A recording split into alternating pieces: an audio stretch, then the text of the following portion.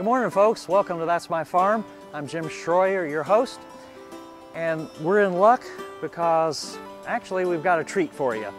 We have Dr. Barry Flinchbaugh, well-known ag economist, talking to us about his perspective of the new Farm Bill. So don't go away, we'll be right back.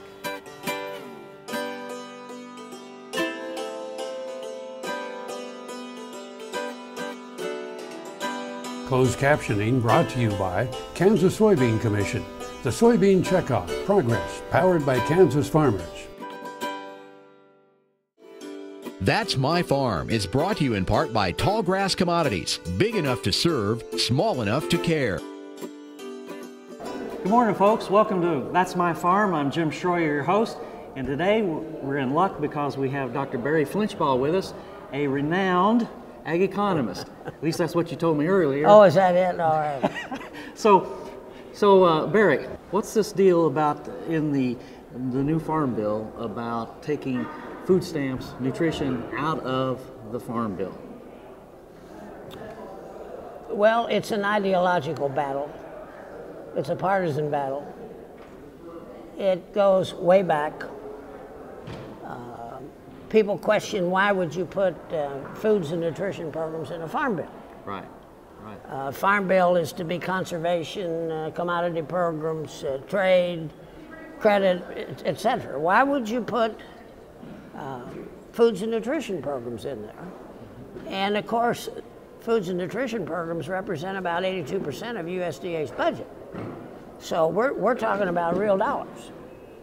And if you go way back, Senator Dole from Kansas and Senator McGovern from the Dakotas, South Dakota, decided to do that. And a news reporter said to Senator Dole, why would you do this? Mm-hmm. And he said, food, farmers, agriculture.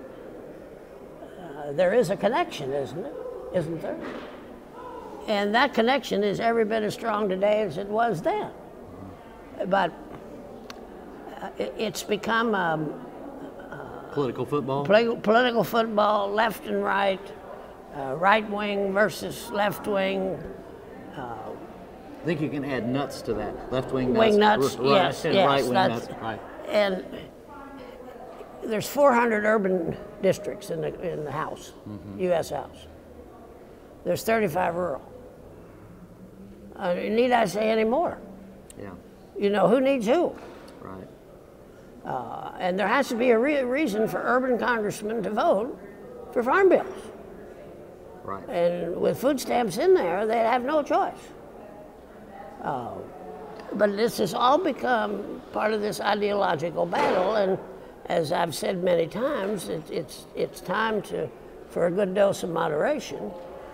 The Farm Bill passed in February of 14. Mm-hmm. Those programs are in there. Mm-hmm.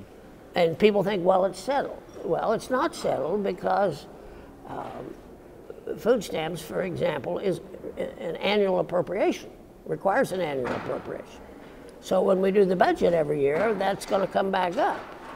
And the last thing farmers need is to reopen this Farm Bill and have this battle all over again. Right. It's tough enough to win it, and we did win it. Okay. Well, hang on here. So, folks, we'll be right back after these words. This hog is head over hoof for meal made from U.S. soybeans. Now, one hog isn't that impressive, but suppose we add another, and another, and another. Before long, you've got billions of hungry customers around the world all clamoring for the same thing. Our soybeans. Learn more about the billion-dollar appetite of animal agriculture at BeyondTheElevator.com. Brought to you by America's soybean farmers and their checkoff. Tarwater Farm and Home is a nearly 40-year-old local family-owned business. Clothing for work and play, seeds and feeds, boots, toys for the kids, the tools you need for around the home and farm, and a service department to keep them in top running order. It's a big store, so when you have some time, take some time to see what they have for your farm and home. Tarwater's everyday pricing is like others' sale prices. When you need it, they've got it. Tarwater Farm and Home, 4107 North Topeka Boulevard. Tallgrass Commodities offers producers bulk commodities at a reasonable price with reliable service throughout the whole Midwest. To find out more about Tallgrass Commodities, visit tallgrass.us or call 785-494-8484. Soil is the life of a farm, and for 25 years, SureCrop Liquid Crop Nutrition has helped growers produce abundant quality crops while preserving and improving the soils they steward. SureCrop offers complete soil and plant analysis with cropping recommendations, delivery direct to your on-farm storage, and quality crop nutrition custom blended for your field. Choose SureCrop for the assurance of excellence for your soil. Call today or visit their website for more information. That's My Farm is brought to you in part by Tallgrass Commodities, big enough to serve, small enough to care. Welcome back to That's My Farm. I'm Jim Schroyer, and we have Barry Flinchbaugh still with us here. He didn't run off after that break. So, so Barry, let's talk about the Farm Bill a little bit. What is in the Farm Bill that you really, really like? Well, going back to what we talked about earlier, I'm very pleased that we kept foods and nutrition programs in there. Right. Secondly, we've continued the Conservation Reserve Program. We put in permanent disaster relief for livestock industry, and they've just been through several years of drought, and we made that retroactive to 2011. We have in there a revenue safety net. It's called ARC. We also have in there a price loss program, and farmers have to choose between the two. From certainly a theoretical standpoint, it makes more sense to cover revenue than it does just price. Okay, I heard you say that in the speech a while ago. Give me a reason for that. I didn't take very many economics classes, so give me a little history there. Sorry to interrupt you. That's fine. We've had for years what's called a target price program. Right. Every time we pass a new farm bill, they rename this stuff. So now it's called PLC, price loss coverage. But if we have, for example, a widespread drought across the country, farmers are in trouble. Big hurt. And you know, it's very simple to understand that if you don't have anything to sell, price is irrelevant. Exactly. And so what happens when you put up a price safety net, you have widespread drought, farmers are in trouble, but price will go up. So those people on the fringe that had something to sell, they're going to make out like bandits. Yeah, but the people that suffered the drought don't have anything to sell and won't get a payment because price jumped above the target.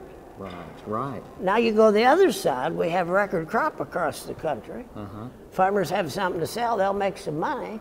Price will go down because of the record crop. Then they'll get a payment because it's below target. It's backwards.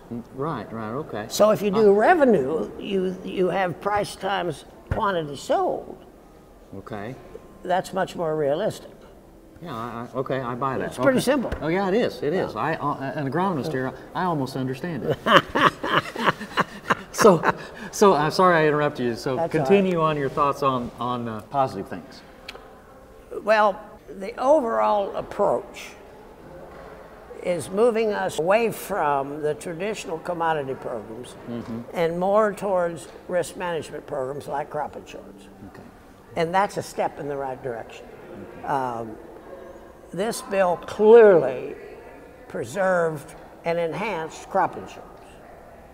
And regardless of the situation that a farmer's in, if he knows he has some insurance, that even if we have a widespread drought, he's not going to go broke. He's not going to have a very good year, even with crop insurance, but he will survive that shallow loss that he had. So I think that would probably be number one on top of all of it, is that we've started the process of moving away from government support programs to risk management programs. Okay. Stay with us. We have to take a break. Okay. Here. Folks, stay with us at home. We'll be right back after these words from our sponsors. Kansas Farm Bureau, the voice of agriculture, represents grassroots agriculture. The state's largest and most powerful farm organization stands up for its members through leadership development, agriculture education, legal defense, environmental advocacy, farm safety, and risk management. Members also enjoy money-saving benefits. To join our organization today or to learn more, go to www.kfb.org or find us on Facebook and Twitter. Buying a car shouldn't be this hard. And at Brown Chevrolet Buick in Wamego, it isn't. It's actually awesome. Whether you want a new or used car or truck, Toby's team can make the deal. Even if you want to custom order a new car or truck, Toby's team can make the deal. See Toby's team at Brown Chevrolet Buick in Wamego. We're awesome.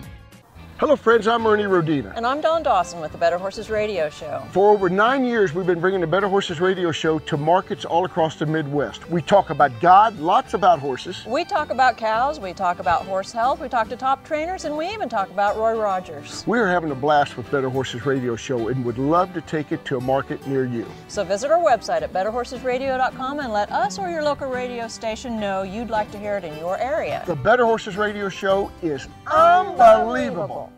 That's My Farm is brought to you in part by Tallgrass Commodities. Big enough to serve, small enough to care. Welcome back to That's My Farm. I'm Jim Schroyer. Barry Flinchbaugh is with us, and we're going to continue the conversation on the Farm Bill. So just recently we heard that the President administration wants to cut subsidies for crop insurance. How does that play into the Farm Bill and other things that I'm not aware of? Well, this is the annual appropriation, the budgetary process. They call it budgetary reconciliation, and the president presents a budget. Right. It's dead on arrival on Capitol Hill. And it's the Congress's responsibility to come up with a budget. Mm-hmm. The budget doesn't require presidential signature because it's a working document. Right. Now, to appropriate money within that budget, that requires the president's signature. So there's a huge difference there. Well, in the president's budget, he not only cut crop insurance from the standpoint of covering administrative costs with the crop insurance companies. That's usually, if they want to do some cutting on crop insurance, they always pay the companies less to operate the program. Right. But this time, he's cutting the premiums. So farmer would have to pay a higher percentage of the premium, and the government would pay less. And all this is, I would argue, is trading stock, because we're going to do a battle over foods and nutrition programs again. The new chairman of the House Ag Committee, Conway from Texas, is talking about reopening this farm bill and taking food and nutrition programs out of the bill. Mm-hmm. Well, or at least cutting them. Mm-hmm. So the administration is going to say, all right, you cut food stamps. We're going to cut subsidies to crop insurance. And this is going to be a contest. And we can't afford that contest. Or is it just bargaining chips? Well, traditionally it would be bargaining chips. Mm-hmm. But we've had the Congress and the President for the last 6 years, it's been so dysfunctional, they just neither want to compromise. Mm-hmm. It's my way or the highway. The President lays down how he wants it, and if he doesn't get it, he just ignores it, basically. And the Congress is always trying to, if Obama says yes, they say no. And the time has arrived now to do some compromise and to work together and kind of lay off, at least don't try to really deeply cut food stamp programs and nutrition programs, and then the administration needs to back off on cutting crop insurance programs. So do you think the urban districts are going to allow that to happen? Well, no, they won't allow it to happen. They won't vote for the budget if it cuts food stamps too much. There'll be no Democrat votes for it, and they're going to lose some Republican votes.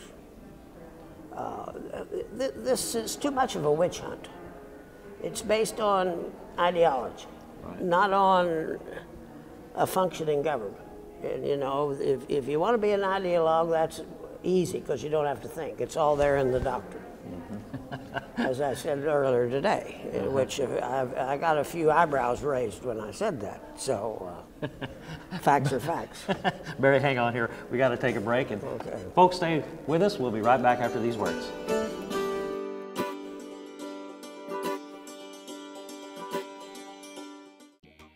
The Kansas Wheat Innovation Center in Manhattan is rediscovering ways to get improved varieties and new genetics in the hands of farmers faster. Grower-led and checkoff-funded research initiatives are bringing about positive change. This grassroots leadership provides a strong voice in Topeka and Washington, D.C. Now is the time to partner with Kansas Wheat in moving wheat forward. Kansas Wheat Commission and Kansas Association of Wheat Growers.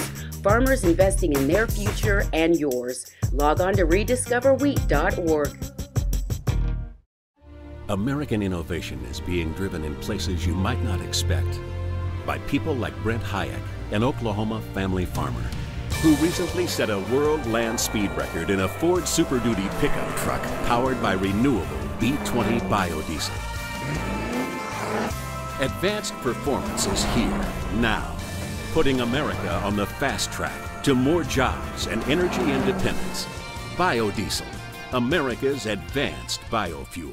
Tallgrass Commodities offers producers bulk commodities at a reasonable price with reliable service throughout the whole Midwest.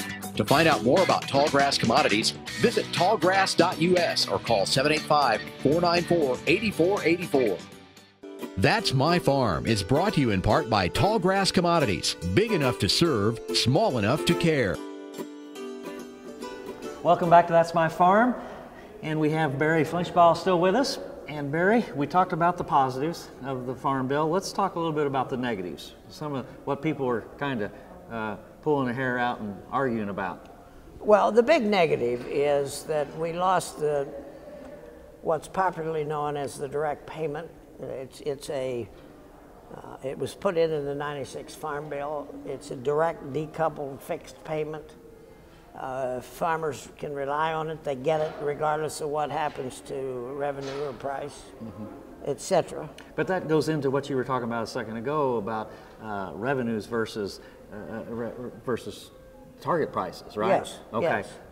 And this solves that problem because the payment's fixed. And farmers got fixed payments from '96 until 2013. This Farm Bill ends them. And the reason was, it was hard to fight because we started debating this Farm Bill 3 years ago and we had record net farm income at the time. And we had record federal budget deficits. And so the perfect storm, so to speak. Perfect storm. Government's out of money, or at least and they farmers have to. are doing pretty good for a change. So yeah, why should we pay them? And that battle, we just lost it, which long run, that's going to come back to bite us. But it's gone now. Whether it ever comes back, I don't know. When we knew we were going to lose that, that's when we kind of put our eggs in the crop insurance basket. So, all right, we'll do it without the direct payment, but we got to have some insurance. And so, yeah, we lost the battle, but we did get it. The replacement is workable. So there's not a lot of negative. I would much prefer to just do the revenue program and not do the price program. It makes more sense. And then they sweeten the pot on the price program to get farmers to take it, because we get in this battle between North and South. Right. Cotton and peanuts and rice versus wheat, feed grains, and oilseeds. And if you go south, they always talk about price. They're so concerned about price. Prices are high, farmers are losing their butt because they don't have anything to sell. They're still happy. Right. Prices are low, they got a bumper crop, they're going to make some money. they're still mad. And you got to put the two together. And what happened with this farm bill is that we couldn't get enough of votes to put the two together, and so we put in a revenue program to please the Midwest and the wheat, feed grains, and oilseeds people. We put in a price program to please the South, cotton, rice, and peanuts, and now we're saying farmers have to make a choice. Right. And that's been really tough to do. And you know, just today I've heard numerous farmers say, you know, that's an issue. They haven't signed up and they don't know which way to go. Yeah. Okay. Hang on, we'll be right back here. Okay. Folks, we'll be right back after these words from our sponsor.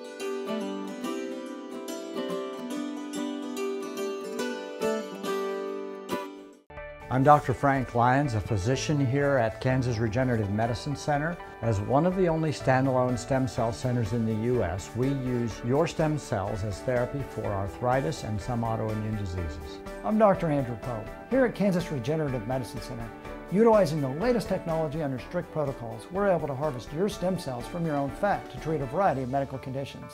The best part about it is, it's a same-day surgical procedure and requires no general anesthesia. Tallgrass Commodities offers producers bulk commodities at a reasonable price with reliable service throughout the whole Midwest. To find out more about Tallgrass Commodities, visit tallgrass.us or call 785-494-8484. Healthy cows start with the new Hired Hand automatic livestock sprayer. Rancher invented to provide an efficient alternative to pour-on and injectable parasite management systems. The portable design allows cattle to treat themselves head to hoof. Strategic device placement with pass-through activation technology takes the stress out of parasite treatment for cattle and the rancher, leaving more time to tend to other vital tasks on the farm. To learn more, visit cowsprayer.com. The new Hired Hand makes healthy cows easy. When your living depends on agriculture, you can depend on KFRM 550 AM. If you're in the southwest three-fourths of Kansas or the northern half of Oklahoma, catch us at 550 AM on the radio dial. But if that isn't you, listen on your cell phone at TuneIn Radio or on your computer at KFRM.com. We promise to keep you informed, entertained, and company as you go through your day. KFRM 550 AM, the voice of the plains. We would like to join your management team. Valley Vet Supply is devoted to providing information and professional quality products at reasonable prices. Valley Vet Supply. That's My Farm is brought to you in part by Tallgrass Commodities. Big enough to serve, small enough to care. Welcome back to That's My Farm. I'm Jim Schroyer, your host, and Barry Flinchbaugh has been here the whole time and given us his ideas on the Farm Bill. And so what have we learned from this Farm Bill? Well, the first thing we learned is not to shut the government down. Okay, that's one. I don't think that's going to happen. Secondly, we learned that, at least some of us have, that food programs and farm programs go together. I think we've clearly learned that. Whether it stays is matters of some politics. We learned that this division between North and South, between the various commodities, is very difficult to solve, and so we threw our hands up and said, here, take your choice. We learned that it's very difficult to put a farm program through that urban Congress when farmers are making money and the government's running a huge deficit. So that's taught us that even though we're dealing with farm policy and farm bills, we should be paying attention to macroeconomic policy. Right, right. What the Federal Reserve System does in terms of interest rates and so forth is very crucial to agriculture. And I think we clearly learned that lesson through this debate. Okay. Well, Barry, I tell you what, I really appreciate you taking time to sit down with us and talking to this agronomist anyway. Yeah, well, get an old wheat farmer and an old policy man together, we'll solve the problem. Thanks again. You bet. Folks, thanks for being with us, and don't forget, next Friday, same time, same place, another issue of That's My Farm.